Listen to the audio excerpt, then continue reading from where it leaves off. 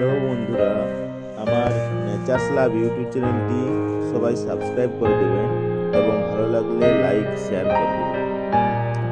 আজকে আমাদের ছাগলগুলোকে শিলাবতী নদীর তীরে নিয়ে এসেছিলাম। দেখুন এখানে যে ঘাসগুলো এরা খাচ্ছে,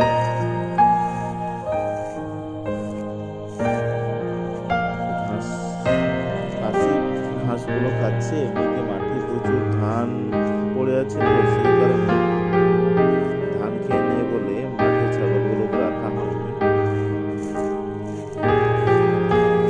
নদীর তীরে নিয়ে আসা হয়েছে। গ্রামীণ অর্থনীতিতে ছাগল প্রতিপালন একটা কিন্তু ভালো উদ্যোগ বলা যেতে পারে।